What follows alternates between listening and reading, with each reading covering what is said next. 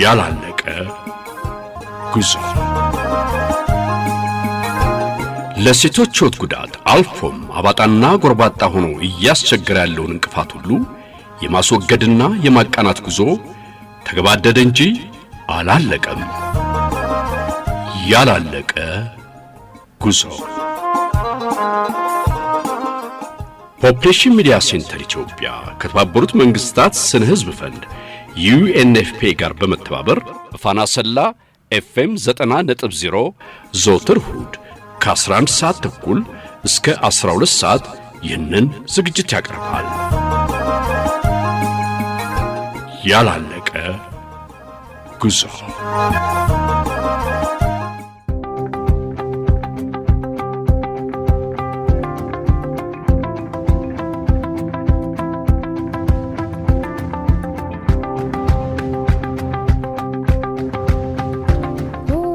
እኔ ማላቀው ሰው ነው ያልመረጥኩት ሰው ነው ልጅም ነኝ በጣም ከዛ እኔ አንተ ደስተኛ አልሆንኩም ወደው በቃ ጠፍቼ ሄርኩኝ። ሴቶች በተለይ አንፈልግም ሲሉ ከማህበረሰቡ ከእኩዮቻቸው የመገለል አደጋ ይደርስባቸዋል።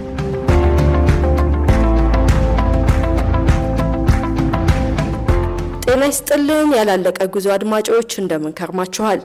የዛሬ ፕሮግራማችን እንደተለመደው ከፕሮግራማችን በወጡ ድምጾች ተጀምሯል። እስከ ፕሮግራሙ ፍጻሜ ድረስ እኔ መልካም ሰው ሰለሞን አብሬያችሁ ቆያለሁኝ። አቤት አቤት በሉን አቤት ስሙን አቤት አቤት መልክታለን በሉን አቤት እዚህ ቤት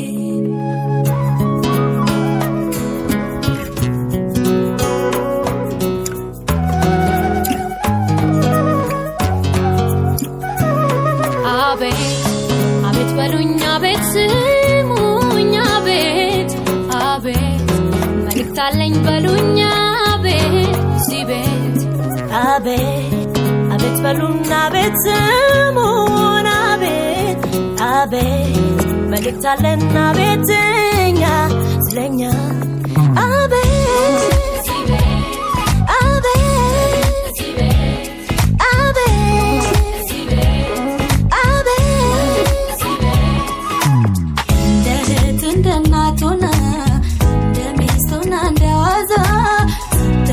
ዝም ይባላሎይ ራሴት ሶስት ነፍሲዛ በፍቅር በመተጋገዝ ተሳስበን ሰርተን በጋራ አንድ ሆነን በደስታ እንኖር እንዳልን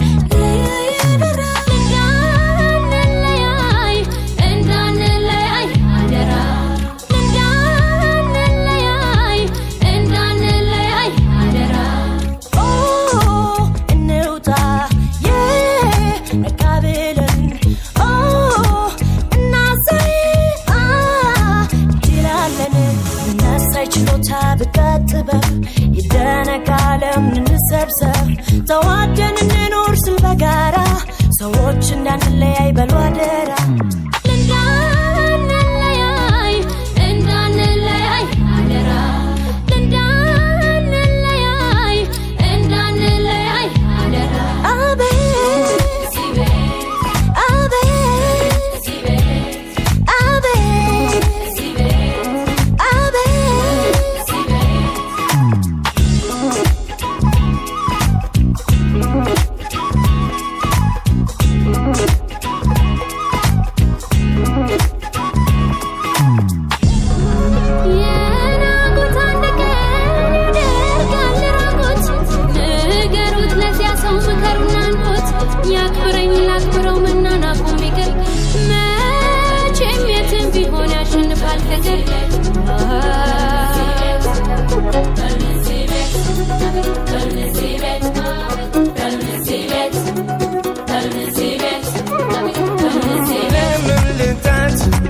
ለምን ትዝን ሆናይ ጎኔ ለኔ በዚህ ጃለም አታሰው ከጎና አቅማማቷት ላያት አልፈልግም ከፍቷት ብሷት እየቻልኩኝ እሷን ልደግፋት እንዳላየሆንኩኝ ስንት ያለፍቷት ግን አሁን ይብቃኝ ልቁም ጎና ዓለም ያለሷ ሙሉ አትሆንምና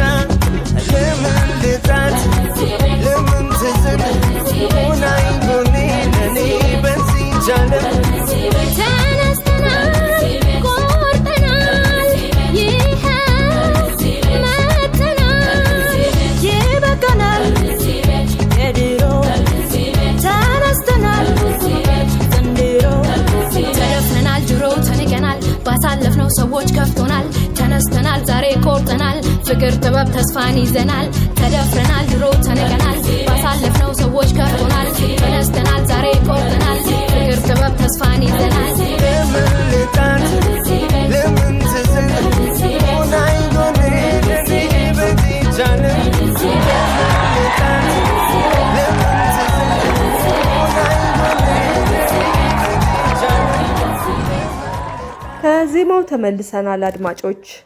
ለዛሬ ከዝግጅታችን ጋር ይሄዳል ብለን ያሰብነውን ሐሳብ የምታብራራልን አንዲት እንግዳ ጋብዘናል። እንግዳችን በቀደመው ጊዜ የግዴታ ጋብቻን እምቢ ያለች ከዚህ ቀደም ደግሞ የነበረው ባህል ምን ይመስል እንደነበረ በሷ ልጅነት ወቅት የነገረችን ወይዘሮ ሀና ናት። ወደ እሷ ታሪክ እንሂድና በአጠቃላይ ደግሞ እንደነዚህ አይነት ከጥንት ጀምሮ የነበሩ ልማዳዊ ድርጊቶችን እንዴት ማቆም ይቻላል ወደሚለው ዝግጅታችን እናልፋለን። እኔና ሀና ወዳደረግነው ውይይት ግን በቅድሚያ እንሂድ።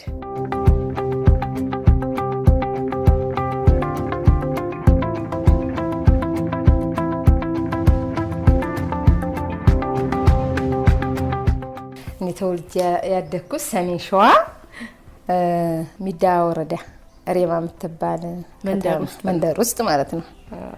አሁን ሰሞኑን አንድ ዜና ሰምተናል። አንዲት ልጅ ሳትፈልግ ተጠልፋ አልፈልግም ብትልም አስገድዷት፣ ከዛ ብዙዎቻችን ስናወራ ስለሱ ነገር ሰምተሻል። እንደው ብዙ ሰው የሚለው እንዴ ድሮማ የባህላችን ነው ሳይፈልጉ ነው እንጂ የሚዳሩት የሚባል ነገር አለ። ግን አንቺ ደግሞ የነገርሽኝ የከንፈር ወዳጅ የሚባል ነገር አለ። ያ በምርጫ ነው የሚሆነው አልሽኝ። እንዴት ነው በምርጫ የሚሆነው? የከንፈር ወዳጅ ማለት አሁን ለምሳሌ አንቺ የሚፈልግሽ ልጅ ያስጠይቅሻል፣ በጓደኛ ያስጠይቅሻል። ከዛ ትለመኛለሽ። ድንብል የሚባል ነገር አለ ድሮ ከብርም ይሁን ከነሐስ ያንን አስይዞ ነው የሚልከው። ከዛ በኋላ እሺ ትላለች። የከንፈር ወዳጅ ነው፣ ሌላ ነገር አያስባትም። እና አሁን ከዛ በረሃ እንጨት ሰበራ እንሄዳለን።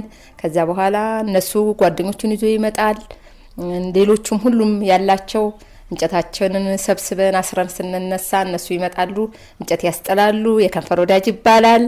ከዛ እንገልብስ ነጠላ ነገር ይይዛል። ከዛ ተሸፋፍኖ ተጨዋውቶ መለያየት ነው በእኛ ጊዜ። ግን ክብሯን እንደጠበቀች ነው በዛ ነገር አያስባትም። እሷም እንደዛ አይነት ነገር አይተሳሰቡም። በዛ አይነት መንገድ የከንፈር ወዳጅ ነው፣ ጓደኛ ነው፣ በቃ እንደዛ ነው። ከዛ ደግሞ ህዳር ሚካኤል ሲደርስ ወፍ የምትጠብቅ ከሆነ ማሽላ ማለት ነው። ከዛ በኋላ ጠላ ቤት ይጠመቃል፣ ይዛ ትወርዳለች። የሷ ጓደኞች ይሄዳሉ፣ የሱ ጓደኞች ይመጣሉ። የከንፈር እንደሚመጣ ስለሚታወቅ በቃ እሷ ተዘጋጅታ ትወርዳለች። እዛ ሲጫወቱ የሷም ጓደኞች አሉ፣ የሱ ጓደኞች አሉ። እሸቱ የማሽላ እሸቱ ይቆረጣል፣ እሳቱ ይነዳል።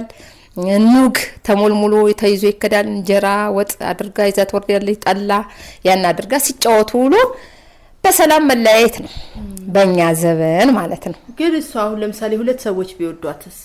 ሁለት ሰዎች ከወደዷት ደግሞ ከሌላ ሰፈር እና አካባቢዋ ልጅ ከሆነ እነሱ ቆላ እንጨት በመንሄድበት ሰዓት እነሱ ይመጣሉ። ጓደኞቹን ሰብስቦ ዱላ የሚባል አለ የሚይዙት፣ አሁንም ይይዛሉ። ያንን ሰብስቦ ይይዛሉ። ከዛ በኋላ እሷ አይታ የምትወደውን ሰው ሄዳ ዱላውን ታነሳለች። በቃ ከዛ አትገደድም፣ እነሱም አይጣሉ። አልፎ አልፎ አንዳንዶቹ እንትን ይጋጫሉ። ግን ዞሮ ዞሮ እንደዚህ የጎላ ጠብ አይኖርም። በምክክር ይለያያሉ የድሮዎቹ ማለት ነው። ምን ያህል ጊዜ ቆያሉ አሁን በከንፈር ወዳጅነት?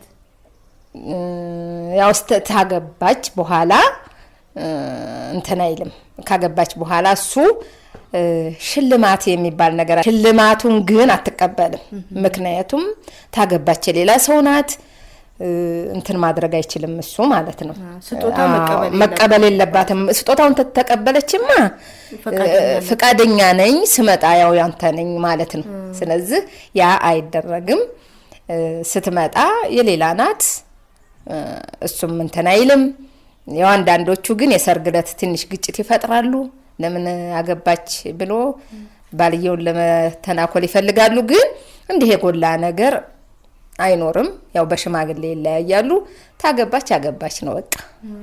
እስኪ ስለ ፍላጎታው ስለ ምርጫ ስታስቢ ያለ ምርጫ ማግባት ጥሩ ነገር ነው ብለሽ ታስቢያለሽ? በመጣለፍ እኔ እንደው የድሮዎቹ ሞኞች ናቸው ብዬ ነው የማስበው። ምርጫ ነው የሚሻለው ነው የምለው አሁን እኔ ሳስበው ማለት ነው። በድሮ ጊዜ አንቺ ያልፈለግሽውን ሰው ነው እኮ በቃ የማትወጂውን ሰው ያልፈለግሽውን ሰው ነው እንትን የምትይው አይደል እንዴ? አሁን ግን በምርጫ መሆኑ ጥሩ ነው፣ ደስ ይላል። ከህይወትሽ ያልመረጥሽው ነው መጀመሪያ ያገባሽውና ያለው ስሜቱ ምን አይነት ነው? እስኪ እኔ ማላቀው ሰው ነው ያልመረጥኩት ሰው ነው። ስለዚህ ልጅም ነኝ በጣም ከዛ እኔ አንተን አላልኩም፣ ደስተኛ አልሆንኩም። ወደው በቃ ጠፍቼ ሄድኩኝ። ኑሮ ስላልተመቸሽ ነው? ምናልባት ኑሮ በጣም ቆንጆ ነው፣ በጣም ሀብታሞች ናቸው፣ ጥሩ ቤተሰብ ነው። ግን እኔ ልጅ ነኝ በቃ እኔ ያን እዛ ህይወት ውስጥ መኖር አልፈለኩም። በቃ አልወደድኩትም። ስለዚህ እኔ ቢቢዬ ተነስቼ ሄድኩኝ። ከዛ በሽማግሌ መጣ። አሁንም ተመልሼ ሄድኩ። አባቴ ገረፈኝ።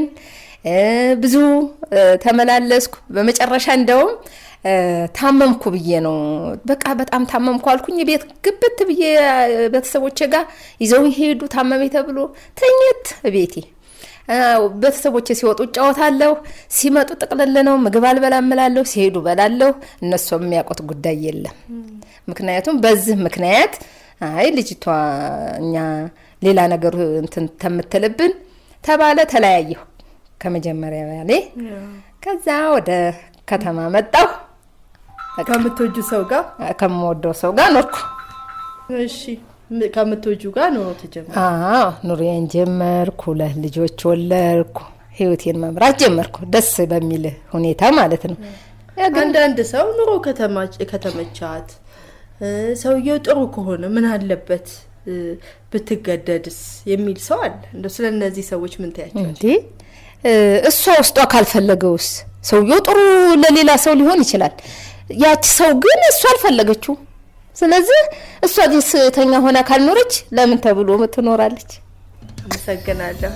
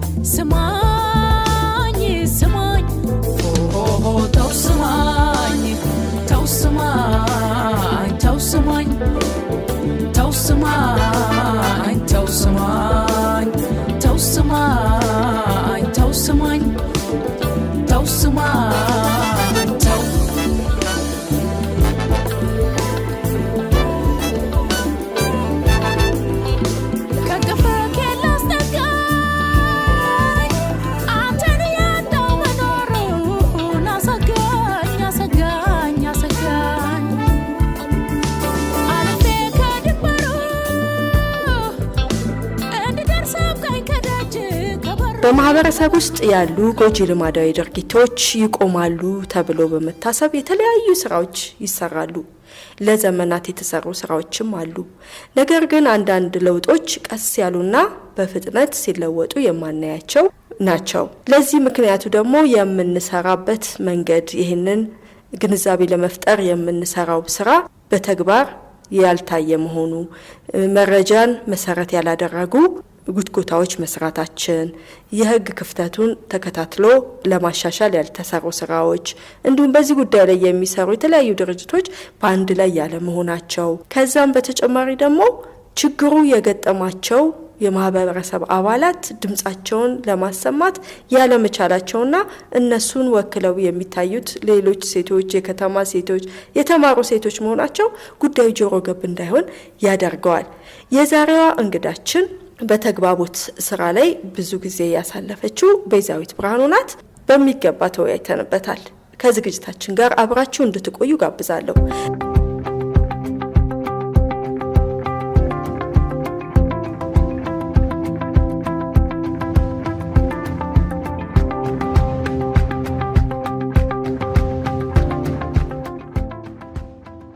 አድማጮች፣ ጎጂ ልማዳዊ ድርጊቶችን ለማስቆም ምን መደረግ አለበት በሚል ርዕስ የተለያዩ ፕሮግራሞችን እንዳስተላለፍን ይታወቃል። ዛሬም አንድ እንግዳ ከጎኔ ትገኛለች።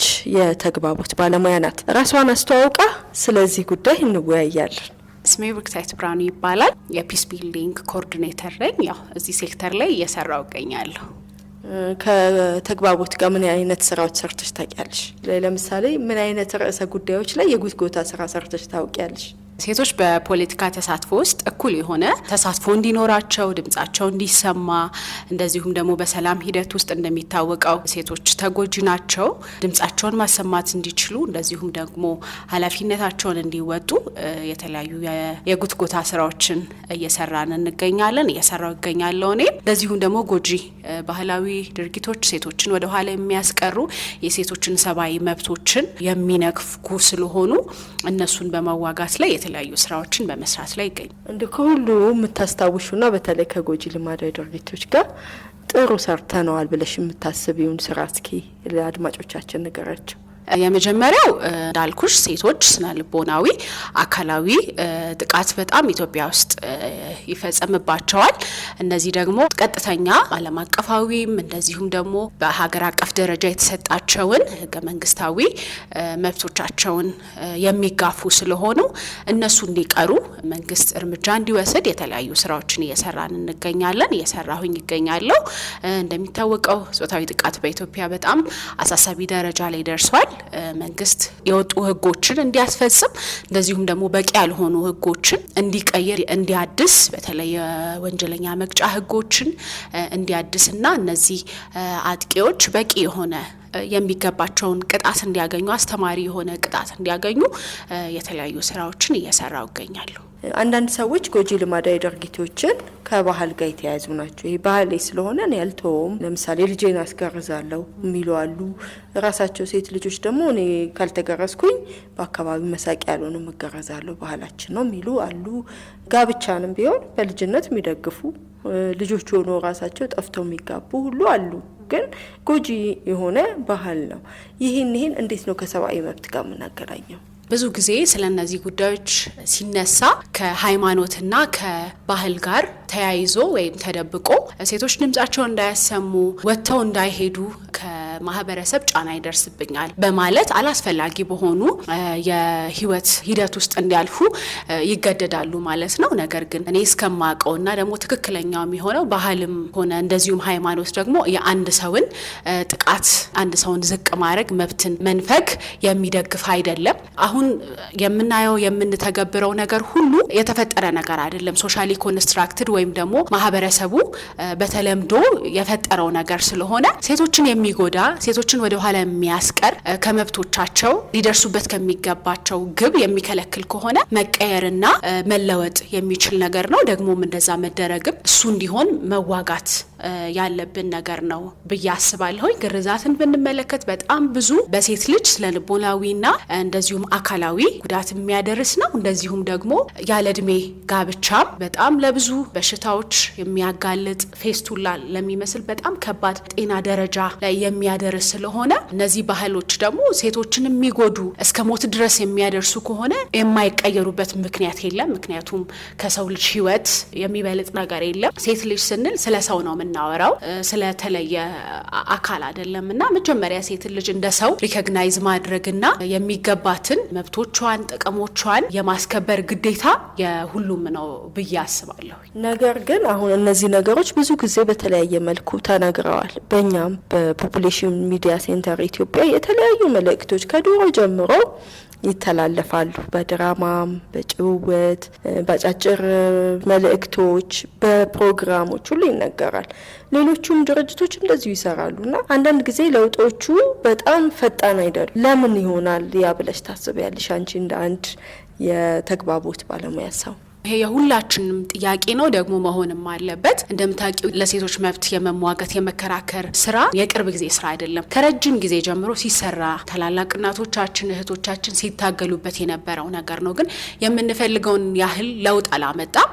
ዛሬም ስለ ሴቶች መብት ስናወራና ስንናገር የተለየ ሀሳብ የተለየ ጥቅም ይዘን እንደመጣን የሚታሰበውና ይሄ ደግሞ መድረስ ከነበረብን ነገር በጣም ወደ ኋላ እንደሆነን ያሳያል። ስለዚህ ችግሩ አንድ ነው ማለት ብቻ አይደለም፣ በጣም ብዙ ችግሮች አሉ እና የመጀመሪያው ብዬ የማስበው እኔ በጣም ተከታታይነት ያለውን ስራ መስራት አልቻልንም። የሆነ ሰዓት የሆነ ጊዜ የወቅት ስራ ይሆናል ወይ አብዛኞቹ ስራ በተለይ ደግሞ በከተማ ሌቭል ላይ ሲቪል ሶሳይቲ ኦርጋናይዜሽኖች የሚደረጉት ከውጭ በሚመጣ ድጋፍ ስለሆነ የመቋረጥ የሆነ ጊዜ የማቆም እድል ይደርሰዋል እና በዛ ምክንያት ነው። ሌላው ደግሞ እኔ ትልቁ ነገር ነው ብዬ ማስበው በተለይ እነዚህ ጉዳዮች የሚደርስባቸው አካባቢ ጠንካራ የሆኑ በሴቶች የሚመሩ ድርጅቶች አለመኖራቸው፣ ትክክለኛው ሪያሊቲው ከስር መምጣት አልቻለም። መረጃዎች መውጣት አልቻሉ። የሆነ ነገር ስናወራ አንዳንድ ጊዜ ከተማ ያለች ሴት ስታወራ በጣም ብዙ ነገር እንዳላት፣ ምንም አልጎደላትም፣ ለብሳለች፣ ቆንጆ ናት፣ ሰው እንደዛ ነው የሚያስበው። ነገር ግን እታች ያሉ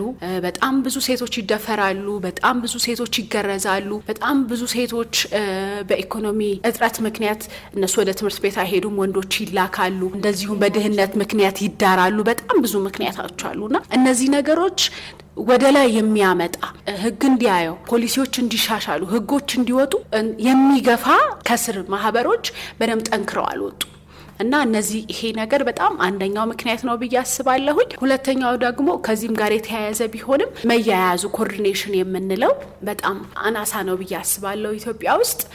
በተለይ ደግሞ እታች ያሉት ማህበረሰብ ላይ የሚሰሩ ድርጅቶች ላይ ካሉ ትልልቅ ድርጅቶች በአገር አቀፍ ደረጃ ተሰሚነት ካላቸው ድርጅቶች ጋር ተያይዘው ያለ መስራት ነገር፣ ሌላው ደግሞ በቂ የሆነ ለዚህ ነገር ገንዘብ አለመኖሩ አለመበጀቱ፣ እነዚህን አሁን ያልኳቸውን መረጃዎች ወደ ላይ እንዳይወጡ በጣም ትልቅ ችግር ነው ብዬ አስባለሁ። ሌላው ደግሞ መንግስት ራሱ በቂ ትኩረት ሰጥቶታል ብዬ አላስብም በዚህ ጉዳይ ላይ። እንደምታውቂው ህጉ በጣም በተለይ ወንጀለኛ መቅጫ ህጉ ወደ ውስጥ ስናየው በጣም የድሮ ነው፣ ኋላ የቀረ ነው። አሁን ያሉትን የወንጀል የጥቃት ሁኔታዎችን ያገናዘቡ አይደሉም። እንደዚሁም በመንግስት ደረጃ ሴቶችን ለማብቃት እንደዚህ አይነት ስራዎችን ለመስራት የሚወሰዱ እርምጃዎች በጣም አናሳ ናቸው። ከዛ የተነሳ በጣም ብዙ ምክንያቶች ይኖራሉ። የምንፈልጋቸውን አይነት ለውጦችን ማምጣት አልቻለም። እንግዲህ ጠቅለል ለማድረግ ያልሽኝ ዋና ዋና ችግሮች ብለን የምንጠራቸው ለምሳሌ መረጃን መሰረት ያደረገ ጉትጎታ ያለ መስራታችን፣ ሁለተኛ በራሳቸው በተጎጂዎቹ መነገር የነበረባቸው ነገሮች በከተማ ሴቶች ስለሚነገር ብዙ ጊዜ ጆሮ ገብ ያለ መሆን የጉዳዩን ጆሮ ገብነት ያሳንሰዋል። ሶስተኛ መንግስት እጁን አላስገባም፣ በዚህ ውስጥ ቀለል አድርጎ ያየዋል። ሌላው የህግ አፈጻጸም ክፍተታችን በፊት በነበረው አመለካከት እነዚህ ነገሮች እንዳይታዩ፣ ምክንያቱም በፊት ምናልባት እነዚህ ጥቃቶች የምንላቸው እንደ ኖርማል እንቅስቃሴ የሚታዩ ሊሆኑ ይችላሉ በዛ ዘመን። አሁን ግን ብዙ ነገሮች ተቀይረዋል። ሴት ልጆች ወደ ትምህርት ቤት መሄድ አለባቸው።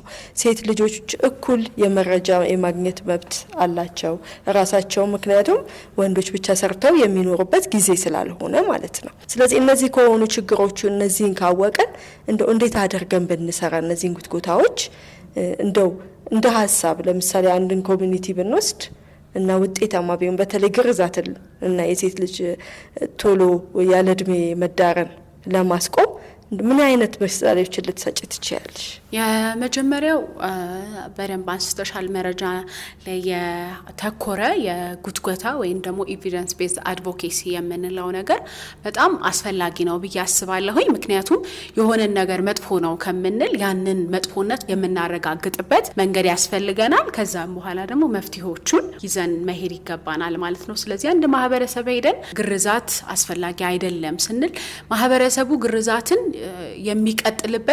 የሚያስቀጥልበት የራሱ የሆነ ምክንያት ሊኖረው ይችላል። ከዛ በኋላ ግን ያ ምክንያት አንድ ታዳጊ ሴት ልጅ ላይ ከሚደርሰው ተጽዕኖ አንጻር ምን አይነት ጥቅሞች አሉት፣ ምን አይነት ጉዳቶች አሉ የሚለውን በግልጽ መነጋገር፣ ተከታታይነት ያለው የማህበረሰብ ግንዛቤ መስጠት በጣም አስፈላጊ ነው ብዬ አስባለሁኝ። ከዛ እነዚህ ስራዎች ደግሞ በጣም ሁሉን አቀፍ ቤተሰብን ያቀፈ የማህበረሰብ ተከበሩ አባቶችን፣ የሃይማኖት አባቶችን አካቶ በጣም መስራት አስፈላጊ ነው ብዬ አስባለሁኝ። ይሄኛው እንግዲህ አንደኛ ነገር ነው። ሌላው ደግሞ በየትኛውም ቦታ እነዚህ አሁን ስለ ግርዛት ካወራን ህገወጥ ናቸው ተብለው የተቀመጡ ናቸው። ኢንተርናሽናልም በሀገራችንም ደረጃ ህጎች ላይ የተቀመጡ ናቸው። ስለዚህ የህግ አፈጻጸሙ ማጠንከር ነው ማለት ነውና በድብቅ ይደረጋሉ እነዚህ ፕራክቲሶች ስቲል እየቀጠሉ ነው። ነገር ግን የህግ አፈጻጸሙ ጠንከር ቢልና አስፈላጊውን እርምጃ ቢወሰድ እነዚህ ነገሮች የቀነሱ ይመጣሉ ብዬ አስባለሁኝ። ሁለተኛ ደግሞ የትምህርት ተደራሽነትን ማስፋት፣ እንደዚሁም ደግሞ ለማህበረሰቡ የሚያስፈልገውን ኢኮኖሚክ ሳፖርቶችን ማድረግ ሰዎች ወደዚህ አይነት አክቲቪቲዎች እንዳይገቡ ያለውን እድል ይቀንሳል ብዬ አስባለሁ። ሌላው ቅድም ካልኩሽ ይሄ ሰፊ የማህበረሰብ ቅስቀሳ ላይ ማስተማር ላይ ደግሞ እንደዚሁም ደግሞ የትምህርት ካሪኩለም ላይ ቢገባ ልጆች ከስር መሰረቱ እየተማሩ ቢመጡ እምቢ የማለት ቴንደንሲያቸው የጨመረ ይመጣል፣ ጉዳዩን ያለ መፈለግ። ምክንያቱም ሴቶች በተለይ አንፈልግም ሲሉ ከማህበረሰቡ ከእኩዮቻቸው የመገለል አደጋ ይደርስባቸዋል። ያንን በመፍራትም ባይፈልጉ እንኳን ወደዚህ አይነት ነገር ውስጥ ይገባሉ። ነገር ግን ሁሉም እኩል የሚማርበት እውቀትን የሚያገኝበት ትምህርት ቤት ስለሆነ እነዚህ ካሪኩለሞች ውስጥ ቢካተት ሁሉም ተመሳሳይ የሆነ አመለካከት ስለሚኖረው በጣም የመቀነስ እድሉ ሰፊ ነው። አድማጮች ቀደም ሲል እንዳደመጣችኋት ብሩክታይት ስለ መረጃን መሰረት ያደረገ ጉትጎታ የራሷን ሀሳብ አካፍላናለች። በማህበረሰብ ውስጥ የምንገኝ በዚህ በጎጂ ልማዳዊ ድርጊት ጉዳት የደረሰብን ሴቶች ደግሞ ድምጻችን የምናሰማበት መንገድ እንዲፈጠር መጠየቅ እንዳለብን፣ በማህበር መደራጀት እንዳለብንም ጠቅሳለች።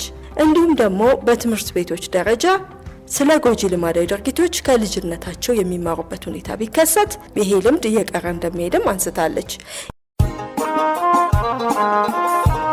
ያላለቀ ጉዞ።